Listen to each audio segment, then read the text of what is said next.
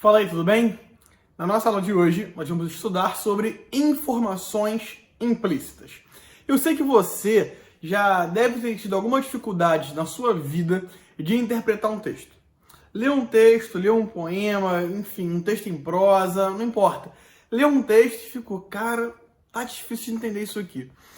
Uma das coisas que você pode fazer para tentar entender o texto é achar as informações implícitas, que estão contidas nele. Então é sobre isso que nós vamos falar na aula de hoje. Sabendo que existem sim informações implícitas, mas também existem informações explícitas. Temos que entender um pouquinho primeiro sobre o explícito para depois falar do implícito. Então vamos aqui por partes, tá? Pensando numa frase de um escritor austríaco chamado Peter Drucker, gastei tudo em inglês aqui agora, ele disse o seguinte: o mais importante em uma comunicação é ouvir o que não está sendo dito. Isso é informação implícita. É a gente conseguir ler, conseguir entender até mesmo aquilo que não está sendo dito. Ué, mas como é que eu vou entender uma coisa que não está sendo dito? Porque pode estar sendo dito nas entrelinhas, né, por trás do texto, escondido ali, revelando uma outra intenção que não está explícito, que não está explícita, que não está na nossa cara, tá bom? Então vamos falar um pouquinho sobre essas informações explícitas primeiro, né? São informações que estão claras, né? Que estão expressas ali, facilmente identificadas nesse texto, né? Então, as informações explícitas não apresentam nenhum significado oculto, alguma coisa que você tem que achar, tem que ler, procurar ali e conseguir achar no texto. Não tem nada disso, tá? Tá tudo claro, nítido ali para você, né? O que está explícito no texto, então, é o sentido do próprio texto, né? Você leu, qual é o sentido do texto? É o que está ali nele, pronto, li, entendi, tranquilo, né? O que você precisa fazer, então, para você entender uma informação explícita? Ler o texto. Basta você ler o texto e entender. Tem que ter uma atenção e tem que conhecer as palavras do texto. É basicamente isso que você precisa fazer. Ler com atenção e conhecer as palavras que estão no texto. Olha esse exemplo aqui de um texto do Luiz Fernando Veríssimo. Ele fala assim: o melhor do namoro é o ridículo. Depois do ridículo, o melhor do namoro são as brigas. E melhor do que as brigas são as reconciliações. Se eu te pedisse para estabelecer a ordem do que, segundo o autor, é melhor no namoro, o que você diria para mim? Quais são as 3 coisas na ordem que são melhores no namoro? Você tem aqui o ridículo, as brigas e as reconciliações. O que é melhor? Se você ler rápido, você pode falar, você pode pensar, o melhor do namoro é o ridículo, depois do ridículo são as brigas. Então, namoro, briga, reconciliação. Essa é a ordem. Essa é uma leitura desatenta. Uma leitura atenta vai te fazer pensar o seguinte, ó, o melhor do namoro é o ridículo. Beleza, o ridículo é o melhor. Depois do ridículo são as brigas, ou seja, ridículo, brigas. E melhor do que as brigas são as reconciliações. Mas as reconciliações não são melhores que as brigas, mas não são melhores que o ridículo, porque o ridículo é a melhor coisa ainda, segundo ele. Então, o que está explícito para a gente aqui por meio de uma leitura atenta? A ordem do que é melhor no namoro é o ridículo, as reconciliações e as brigas. Tá vendo? Se você ler rápido, você pode passar batido aí. Tá na cara, é uma informação explícita, não tem muita coisa para se fazer. É só ler com calma. Essas são as informações explícitas, beleza? Mas não por isso a gente vai ter menos atenção a elas. As informações implícitas já são outra coisa, né? São informações escondidas no texto. Olha essa tirinha aqui da Mafalda, né? Você consegue ver que a Mafalda olhou ali, parece uma estrela no mar, né? Olhou para o céu e falou, cara, no céu tem estrela. Tem uma estrela no mar aqui. O que Mafalda tá fazendo? O nome disso é inferência. Ela percebeu a informação implícita. Ela falou assim, cara, no céu tem estrela. Tem uma estrela aqui, ela olha para cima. Ué, será que caiu do céu? Essa é a inferência que ela faz. Ninguém disse para ela que a estrela caiu do céu, mas ela consegue fazer uma associação. E na verdade, se você parar para pensar, ninguém disse que Mafalda achou isso. Ela olhou para cá, olhou para o céu e falou, caramba. Mas nós fazemos uma inferência de que, cara, supostamente ela achou que essa estrela que estava no chão era uma estrela que estava no céu e por isso se espantou. Mas hora nenhuma ela falou assim, eu acho que essa estrela aqui estava no céu e por isso eu estou espantada. Ela não falou isso. Ela só fez assim, caramba. E isso já faz a gente entender uma série de informações implícitas. O céu tem estrela, existem estrelas do mar que têm a forma de estrela. Mafalda, nesse caso, achou que a estrela do mar, né, a estrela que estava aqui no chão, caiu do céu, por isso ela se assustou.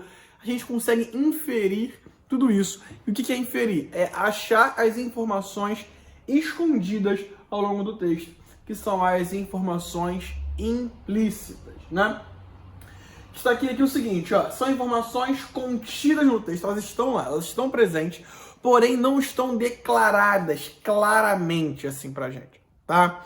Então, é algo que se entende, mas que não foi formalmente expresso, não foi escrito, não está na forma escrita ali, mas você consegue entender, mas você consegue compreender, porque o implícito precisa ser procurado, ele precisa ser percebido, achado, descoberto pelo leitor, tá bom? Lendo ali nas entrelinhas do texto.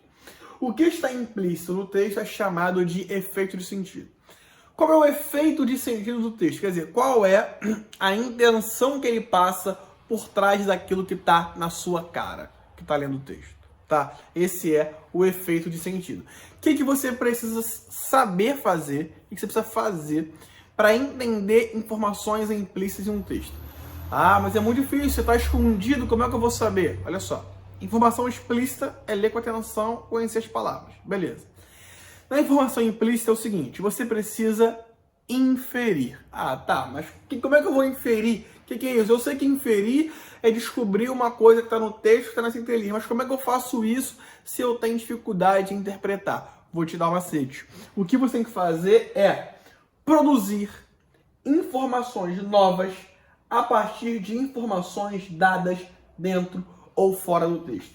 Existem, então, dois tipos de informação. A informação que é dada, que é a informação explícita, que está na sua cara, é isso que foi dado. E tem uma informação que não foi dada para você. E que você vai achar essa informação e por isso ela vai ser nova. Você precisa produzir essa informação a partir daquilo que está no texto, tá bom? Então, olha aqui um exemplo de informação implícita. Marcelo parou de fumar. Essa é uma frase. Marcelo parou de fumar. Óbvio que existe aí algo explícito. O que é algo explícito aí? Marcelo parou de fumar. Isso tá na cara, né? Marcelo parou de fumar. Ele não tá fumando mais, ele parou de fumar. Só que existe uma informação implícita que está por trás disso. E você entende. É o seguinte, cara, ele parou de fumar. Mas ele fumava antes, então. Se alguém vira pra você, você não conhece Marcelo, você não sabe se ele fuma, se ele não fuma, e alguém vira pra você e fala assim, Marcelo parou de fumar. Você sabe duas coisas. Você sabe que ele não fuma, a partir de agora ele não fuma. Então se alguém perguntar assim, Marcelo fuma, você vai dizer não, porque ele parou de fumar, então ele não fuma. Então isso está explícito pra você. Mas você, sem nunca ter visto o Marcelo na vida, sabe que antes ele fumava. Por quê? Porque ele usou a expressão parou de. Ele parou de, então antes ele fazia. Mas ele não disse assim, Marcelo fumava antes e agora não fuma mais. Ele não falou isso. Ele só disse que não fuma mais, né? Que parou de fumar. Ao dizer isso, você já entende que Marcelo fumava antes. Essa frase aqui, ó. Não, perdão, antes disso. Há dois tipos de informações que podem ser inferidas, né? Os pressupostos e os subentendidos. Vou falar um pouquinho sobre cada um deles. Vimos informações explícitas, que são aquelas que estão claras. Implícito está escondido. Tem dois tipos de implícito, pressuposto e subentendido. Vamos começar pelo pressuposto aqui, tá? São elementos que podem ser considerados como antecedentes necessários de outro que está sendo analisado. Caramba, entendi nada. Como assim? Vamos voltar para aquele exemplo. Aquele exemplo Aqui, ó. Marcelo parou de fumar. O fato, né, de Marcelo fumar antes é uma informação anterior necessária para você poder dizer ele parou de fumar. Porque se você não tem essa informação aqui de que ele fumava antes, você não pode dizer que ele parou de fumar. Você entendeu? Isso é um pressuposto. Esse exemplo aqui, Marcelo parou de fumar, é um exemplo de frase que contém um pressuposto. Que pressuposto é esse? Marcelo fumava antes. Que é uma informação anterior necessária para se produzir a frase. Perdão. Então, o que eu destaquei aqui, né? Elementos considerados como antecedentes necessários de outro que está sendo analisado. Algumas palavras ou expressões são fundamentais para a gente entender um pressuposto, tá? Falar em pressuposto é reconhecer palavras que nos dão pistas para entender o que está escondido no texto. Marcelo parou de fumar. Parou de... Opa, essa expressão aí me indica que ele fumava antes. Então, o que indica que ele fumava antes é essa expressão. Porque se eu digo assim, Marcelo não fuma, eu não sei se ele fumava antes ou não. Ele até pode ter fumado antes, mas eu não sei. Não tem essa informação. Eu não posso produzir uma informação nova. Mas quando eu digo ele parou de fumar, eu posso fazer isso. Olha aqui. O rapaz esqueceu o aniversário da esposa. Tem informação explícita pra gente aqui, que é que ele esqueceu o aniversário da esposa, né? A esposa fez aniversário e ele esqueceu. Ele não se lembrou. O que está implícito aqui? Nós temos alguns pressupostos aqui que são informações implícitas, né? Por exemplo, você sabe que o rapaz é casado, tá? Você sabe, perdão aqui, o rapaz é casado. Você sabe disso, né? Eu não falei que o rapaz é casado, esqueceu o aniversário dele. Eu não falei. Quando eu digo rapaz, esqueceu o aniversário da esposa, você já sabe que ele é casado. Outro pressuposto é o de que o seu aniversário de casamento, ou perdão, aqui na verdade o aniversário da esposa, né? O aniversário da esposa já passou. Porque olha só, o rapaz esqueceu o aniversário da esposa, quer dizer, o aniversário da esposa, esquece aqui, aniversário de casamento. O aniversário da esposa já passou. Duas informações que você tirou dali. Qual é a terceira informação implícita aqui? Que você pode inferir, que você pode achar? Que o rapaz está morto. Não, brincadeira, não é isso não. O rapaz é casado e o aniversário da esposa já passou. Como é que você consegue perceber isso? Por quê? Primeiro, a palavra esqueceu remete à ideia de que já passou, e eu esqueci, eu não lembrei quando passou daquela ocasião. E a palavra esposa mostra pra gente que ele é casado. Então são palavras-chave para entender o implícito. Então se existem palavras que me fazem entender, é porque é um pressuposto. Porque o fato de ele ser casado é um antecedente necessário para ele ter uma esposa. Tá? O fato de o aniversário da esposa ter passado é um fato anterior necessário para que ele tenha esquecido. Porque se o aniversário não passou, ele não vai esquecer. Beleza? Então, isso é pressuposto. O metrô de São Gonçalo começou a funcionar. Olha que maravilha. O metrô de São Gonçalo começou a funcionar. Qual é o pressuposto? O metrô de São Gonçalo não funcionava antes. Mas agora está funcionando. Mas antes não funcionava. Antes ele estava parado. Então, você consegue perceber isso por causa da expressão começou, né? Que indica aí o início de algo que não tinha até então.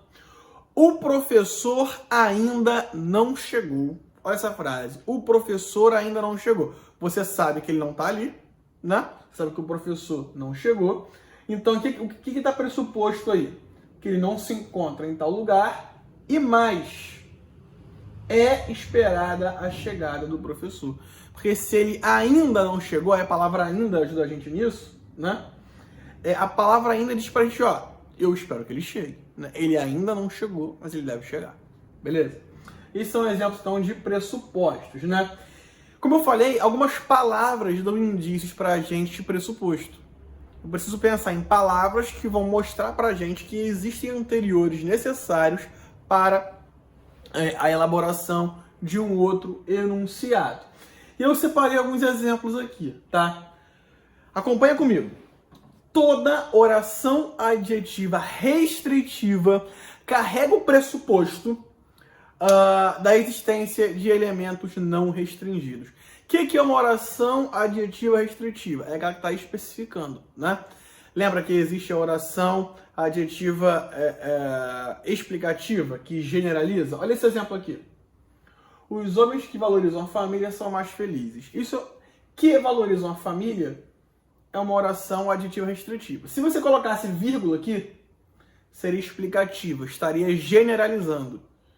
Os homens, vírgula, que valorizam a família, vírgula, são mais felizes. Quer dizer, todos os homens valorizam a família, estaria generalizando. Como eu não coloquei vírgula, eu tenho uma oração restritiva. Restritiva, está reduzindo, tá bom? Está restringindo, ou seja, está especificando. Não são mais todos os homens, são alguns homens só. Os homens que valorizam a família significa que existem homens que não valorizam a família. Então, o que está pressuposto para a gente aqui? Que existem homens que não valorizam a família e que justamente esses homens que não valorizam a família são menos felizes. Por quê? Porque são os homens que valorizam a família que são mais felizes. É qualquer homem? São todos os homens? Generalizei? Não, especifiquei, restringi a um grupo. Apenas os homens que valorizam a família que são mais felizes. Quer dizer, homens que não valorizam a família não são os mais felizes. Então, orações adjetivas restritivas indicam pra gente um pressuposto, alguma coisa que está escondida. Existem informações ali que estão bem claras pra gente, né? Quando ele diz que os homens que valorizam a família são mais felizes, beleza. Mas tem informações aí que são escondidas, que você consegue produzir. Você consegue produzir essas informações lendo nas entrelinhas. Por quê? O que é a oração adjetiva restritiva te faz entender, calma aí, os homens que valorizam a família, porque tem homens que não valorizam, né? Existem homens que não valorizam a família, e esses homens são menos felizes. Beleza?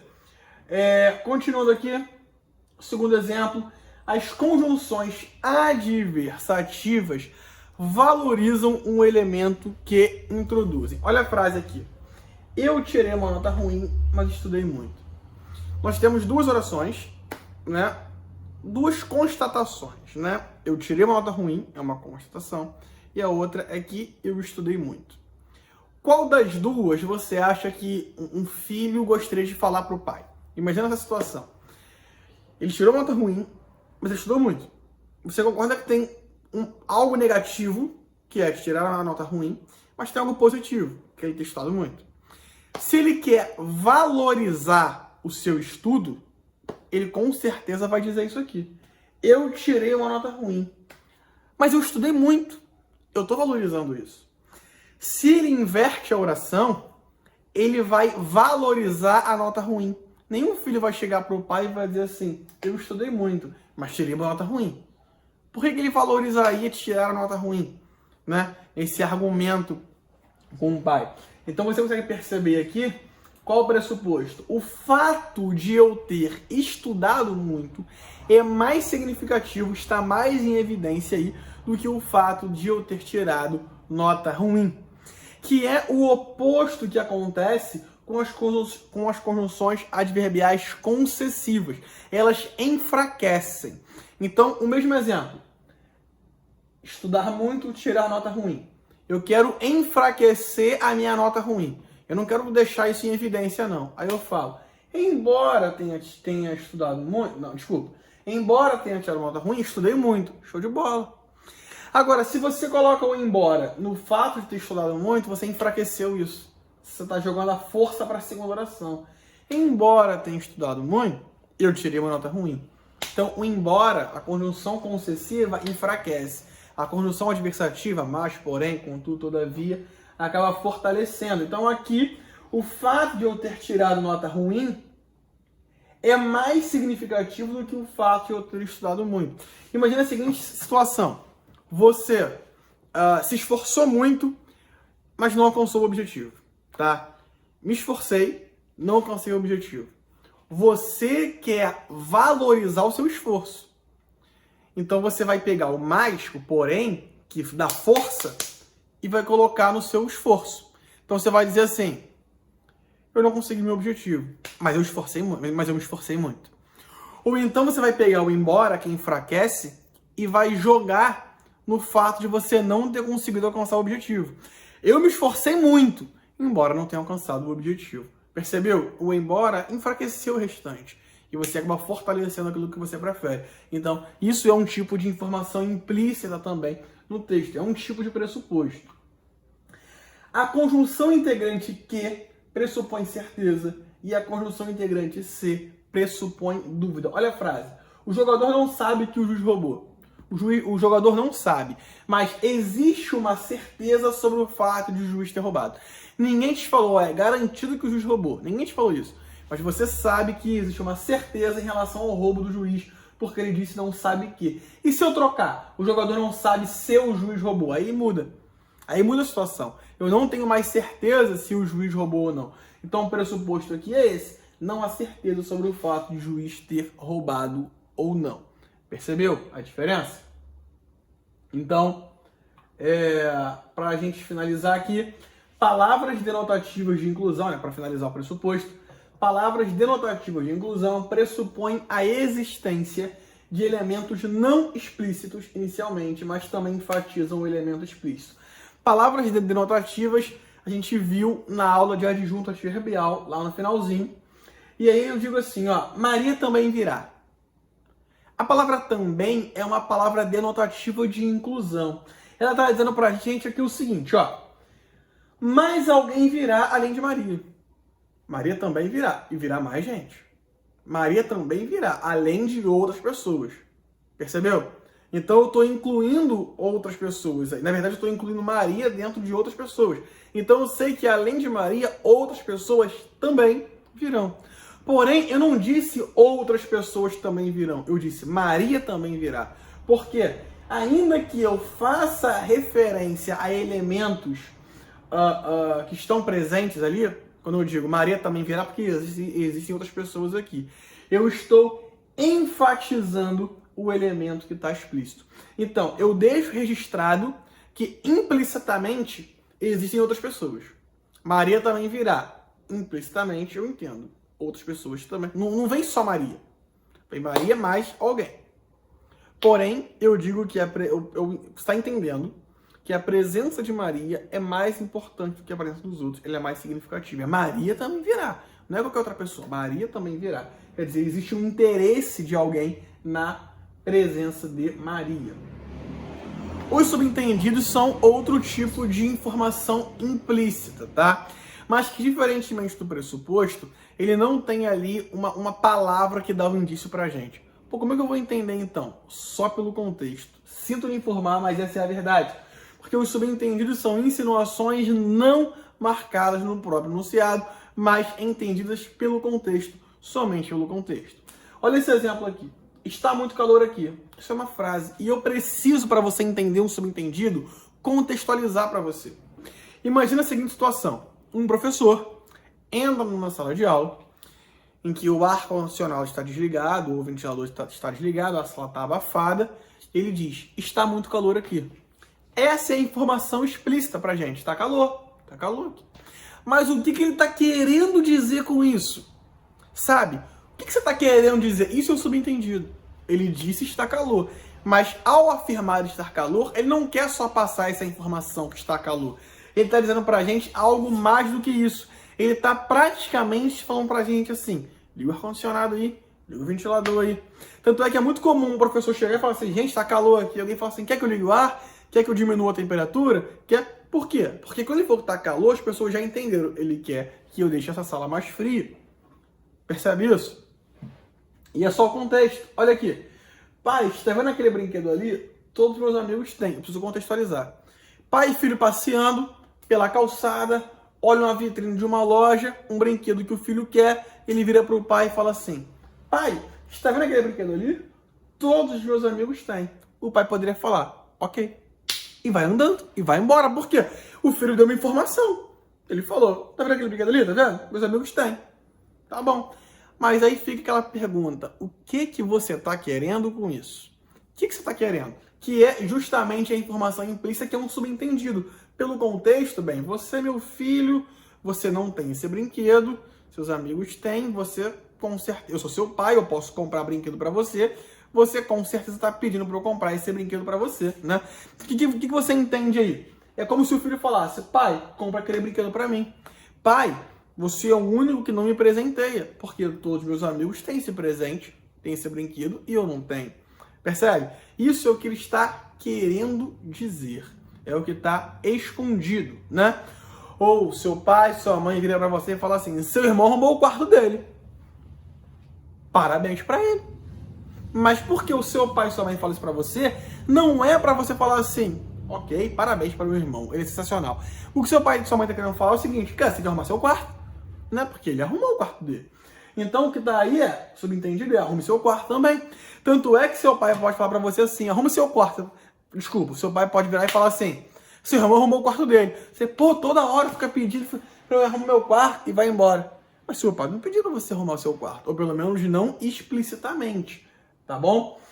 Esse é o interessante do implícito.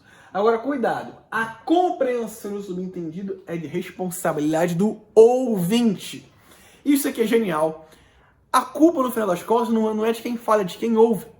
Porque, por exemplo, esse exemplo, seu pai pode virar e falar assim: seu irmão arrumou o quarto dele. E aí você fica assim: o que você tá querendo dizer com isso, né? Pô, toda hora reclama que eu não arrumo meu quarto e fica chateado. Pô, pai, você reclama de mim, seu pai pode falar: eu não tô reclamando. A carapuça que serviu, né? Eu não tô falando nada. Eu só falei que ele arrumou o quarto dele. Eu só te trouxe essa informação. O restante foi você que inferiu por conta própria. Então ele consegue se isentar, né? Como uma pessoa gripada chega... Desculpa, tem uma pessoa gripada e eu peço: pô, tem como... Não, desculpa. Tá calor aqui, né? Tá calor, pô, muito calor, tá quente aqui, tá abafado. Aí o cara tá gripado, pode falar assim: pô, cara, você pede pra ligar o ar-condicionado, sabendo que eu tô gripado, sabendo que eu tô mal. Não fica chateado não, que eu não pedi nada, eu só falei que tá calor. Mas eu não pedi pra ligar ar-condicionado, não pedi pra ligar ventilador. Entende? Ele pode se isentar, porque na verdade, a informação subentendida não foi dita. Ela é entendida pelo contexto. De certa forma, a responsabilidade acaba sendo do ouvinte. É claro que, muitas vezes, quase sempre, o enunciador diz algo já pensando outra coisa, né? Só que ele consegue se isentar porque é um subentendido e você entende pelo contexto, né? Nos pressupostos, as informações são verdadeiras e indiscutíveis, né? Ele parou de fumar, ele fumava antes, isso é indiscutível, ninguém discute isso. Enquanto isso, os subentendidos podem ser negados, né? Como eu falei aqui nesses exemplos para vocês, tá? Olha aqui numa notícia de jornal. Como é que subentendido, pressuposto, tá em tudo isso? Publicidade, notícia de jornal. Olha aqui. Djokovic revela fazer jejum de 16 horas, inclusive durante torneios, né? Aí ele fala: Servo detalhou sua dieta regrada para o bom desempenho nas quadras.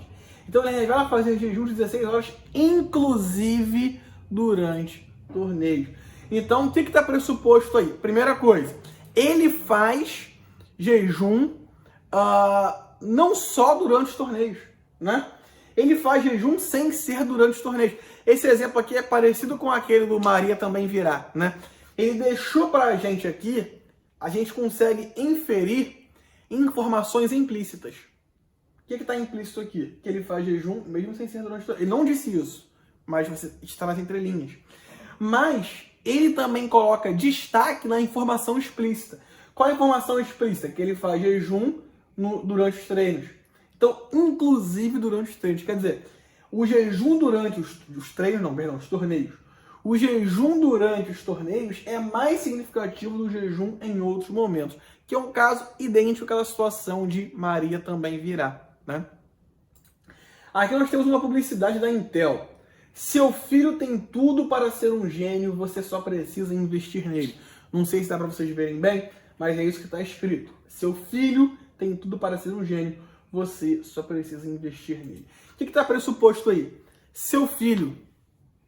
Pô, se eu tenho filho é porque eu sou pai, ou sou mãe, né? Eu tenho filho. Então o primeiro pressuposto é que o interlocutor é um pai ou mãe. Então, publicidade tem um público-alvo específico. Essa publicidade aqui, ela é destinada especificamente àqueles que têm filhos, aqueles que são pais e mães. E mais do que isso, você consegue inferir também que o filho é novo. Não é um filho velho, não é um filho já crescido, mas é um filho que eu ainda estou criando. A expressão investir nele. Lembra que pressuposto tem palavras que indicam pra gente, né? Aqui a palavra é seu filho, a expressão, né? que indica que eu sou pai. E a expressão investir nele indica, se eu vou investir é porque eu estou criando meu filho. Então ele está na fase de crescimento, ele é novo. Isso está pressuposto. Agora, seu filho tem tudo para ser um gênio, você só precisa investir nele. Ah, tá bom, eu vou investir. Vou pagar uma boa escola para ele, vou investir. Esse é o objetivo da publicidade? Qual seria o interesse dela nisso? É porque isso é uma publicidade da Intel. O que está escondido nesse texto e agora já não é mais pressuposto, agora é subentendido porque é o contexto. O que está aí bem escondido? De que forma eu vou fazer meu filho se desenvolver? Eu vou investir no meu filho comprando um computador, os aparelhos da marca Intel. Então a compra do computador dessa marca é uma forma dos pais investirem na educação dos filhos. Alguém pode falar assim, ah, Intel, você está falando isso para mim só para comprar seu produto, né? Ela fala, não, eu só quero que você invista nos seus filhos. Você vai fazer o que você achar melhor. Mas ela é uma empresa que oferece produtos aí para os filhos, né? Para os mais jovens, computadores para estudar. Então, nas entrelinhas está dizendo, o meu produto vai ser bom para isso, né? Então, repara como uma notícia, uma publicidade, tem informações implícitas, tem informações, tem pressupostos e subentendidos, e a gente nem para pensar e acaba recebendo um monte de informação, né? Eu finalizo aqui com uma questão, antes da questão, um resumo, né? Existem as informações explícitas e implícitas. As explícitas são evidentes no texto, as implícitas têm que ser inferidas, estão escondidas. Eu tenho que produzir informações novas a partir daquilo que está dado para mim. Dentro desse grupo de implícitas, existem dois tipos, os pressupostos e os subentendidos. Pressuposto é uma insinuação percebida no texto, tem alguma palavra ou expressão, e os subentendidos são insinuações percebidas no contexto, por isso a responsabilidade do ouvinte, né? Agora sim, uma questão da UERJ do ano 2010. Minha inimiga mais terrível, a louva-deusa. Uma assassina fria e cruel, seus poderes são sobre-humanos. Os que sobrevivem ao seu ataque têm inveja dos que morrem. Mal posso acreditar que acabo de inventá-la. Para melhor compreensão do artigo, o leitor precisa reconhecer alguns elementos implícitos. O fragmento que torna mais evidente essa necessidade é o quê? Como que ele pode reconhecer informações implícitas? Por meio de que frase aqui? De que enunciado? Quando ele diz, os que sobrevivem ao seu ataque têm inveja dos que morrem. Tem informação subentendida aqui. Porque olha só, a louva-deusa, ela tem alguns inimigos, tá? E ela mata os inimigos. Alguns sobrevivem. Então você pensa, cara, o cara que sobrevive tá mais feliz, né? Porra, sobrevivi. Mas ela é uma inimiga tão ruim, tão feroz, que o fato de você sobreviver significa que você vai ficar sendo atormentado por ela o tempo inteiro. Quer dizer, era melhor ter morrido do que sobreviver e viver isso. Os que sobrevivem ao seu ataque têm inveja dos que morrem. Ele disse isso pra gente, que eu acabei de explicar? Não. Mas quando ele diz que sobreviver me faz ter inveja dos que morrem, é porque morrer é melhor do que sobreviver. Então, na verdade, sobreviver ao ataque dela acaba me fazendo sofrer mais do que se eu tivesse morrido naquele momento. Isso é uma informação implícita que está subentendida. Então, a resposta aqui é a letra C. Os que sobrevivem ao seu ataque têm inveja dos que morrem. Esse é um exemplo de inferência que é necessário fazer em um texto, em uma questão, nesse caso aqui da UERJ. A UERJ trabalha muito com isso, mas o Enem também tem questões aí de inferência, de implícito e de subentendido. Muitas dessas questões começam com, ou terminam com, é possível inferir que, e aí você, inferir que é porque tem informação implícita aí, mas eu já aprendi e vou arrasar. Beleza? Valeu, galera. Tchau, tchau. Até a nossa próxima aula.